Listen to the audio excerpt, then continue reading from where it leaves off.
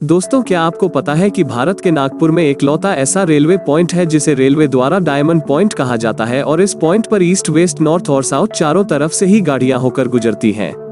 और दोस्तों, क्या आपको पता है कि भारत की सबसे बड़ी रेलवे टनल जम्मू की पीर पंजाल रेलवे टनल है, जिसकी लंबाई 11 किलोमीटर से भी ज्यादा है। अब ये तो थी कुछ रेलवे के बारे में इंटरेस्टिंग बातें, लेकिन दोस्तों, क्या आपने कभी सोचा है कि इन रेलवे ट्रैक्स को बनाया कैसे जाता है? और आपको ये तो पता होगा कि ट्रेन में कोई स्टीयरिंग नहीं होता, तो फिर ट्रेन में ऐसी क्या कारीगरी करी जाती है जो ट्रेन अपना ट्रैक बदल लेती है? आज के इस वीडियो में हम आपको ट्रेन से जुड़ी हुई हर छोटी बड़ी जानकारी देने वाले हैं। बस आप हमारे साथ वीडियो के लास्ट तक चिपक कर बैठे रहें और इस चैनल को सब्सक्राइब करके बेल वाली घंटी को जरूर प्रेस कर लें। तो चलिए वीडियो को शुरू करते हैं। दोस्तों, वैसे तो हम नॉर्मली देखते हैं कि दो पटरियों को बिछा दिया जाता है और ट्रेन वहां से गुजरती है, लेकिन ये देखने में जितना सिंपल लगता है उसके पीछे उतना ही बड़ा साइंस छिपा होता है।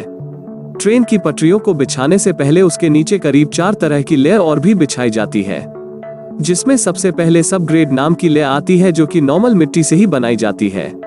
अब इस लेयर को बनाने के लिए ट्रेन के रास्ते में जो भी चीज आती है, जैसे कि पेड़ पौधे, पहाड़ या फिर पानी, उन सभी को रास्ते से हटा दिया जाता है और इस लेयर को बीच में से थोड़ा सा उठा दिया जाता है ताकि पानी कभी रेलवे ट्रैक पर जमा ना हो। अब ट्रेन ट्रैक पर चलते समय फिसले ना, इसीलिए उस मिट्टी की लेयर के ऊपर कुछ गिट्टियां डाली जाती है और वो गिट्टियां कभी गोल साइज की नहीं बल्कि नुकीली होती है। अगर वो गोलाकार वाली गिट्टियां ट्रैक पर बिछाएंगे तो जब ट्रेन वहां से गुजरेगी तो ट्रेन फिसलकर ट्रैक से नीचे भी आ सकती है। अब इसके बाद इनके ऊपर स्लीपर यानी कि कंक्रीट की ये बीम लगाई जाती है। वैसे आपने गौर किया होगा कि पहले ये बीम लकड़ी के होते थे, लेकिन लकड़ी वाले बीम्स बारिश के मौसम में गल जाते थे और इसीलिए उन्हें अब कंक्रीट से बनाया जाता है। अब इसके बाद इन स्लीपर्स को लोहे की पटरियों को वेल्डिंग की मदद से जोड़ा जाता है। अब आप में से कई लोगों को ये नहीं पता होगा कि पटरियों का लोहा थर्मल इफेक्ट की वजह से फैलता भी है और अगर ट्रैक्स ज्यादा जुड़ी हुई रहेंगी और अगर थर्मल इफेक्ट से ट्रैक का साइज बढ़ा तो ये पटरियां टेढ़ी हो जाएंगी और या उनमें क्रैक्स भी पड़ जाएंगे। अब इस प्रॉब्लम से बचने के लिए इंजीनियर्स ने पटरी पर कई जगहों पर क्रैक्स लगाना शुरू कर दिया, जिससे गर्मियों में फैलने के बाद भी पटरियां टेढ़ी नहीं होती और इसके बाद वहां बोल्ट लगाकर उसे कस दिया जाता है।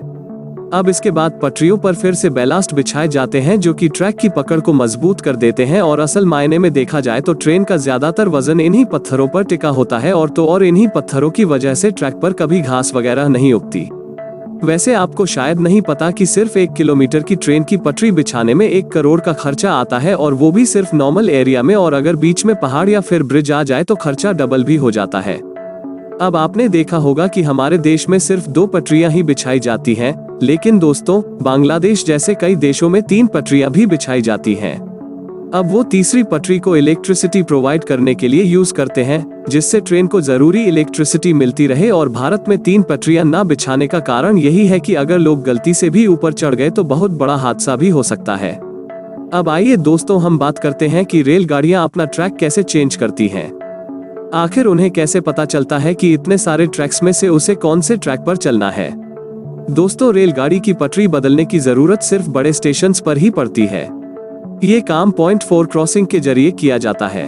दरअसल आप वीडियो में देख सकते हैं कि 2 बाहरी ट्रैक्स के अलावा बीच में नुकीली पटरियां भी मौजूद हैं, जिन्हें स्विच रेल कहा जाता है। अब ये स्विच रेल दोनों तरफ से कनेक्टेड रहती है। अब ये नुकीली पटरियां जिस तरफ से भी कनेक्ट होंगी, ट्रेन भी उसी रास्ते से गुजरेगी। रेलवे ट्रैक के साथ में 2 मंजिला कैबिन भी होता है और इन ट्रैक्स को वहां से ऑपरेट किया जाता है कि ट्रेन को कौन सी तरफ से जाना है। पहले तो ट्रैक्स के साथ ही लीवर होता था, जिससे ये ट्रैक से इधर उधर होते थे, लेकिन अभी तो ये लीवर बिजली की मदद से ही चलाए जाते हैं। तो दोस्तों, ये थी आज की वीडियो। अगर वीडियो में कुछ नया जाना हो तो इसे लाइक करके चैनल को सब्सक्राइब करना ना भूलें।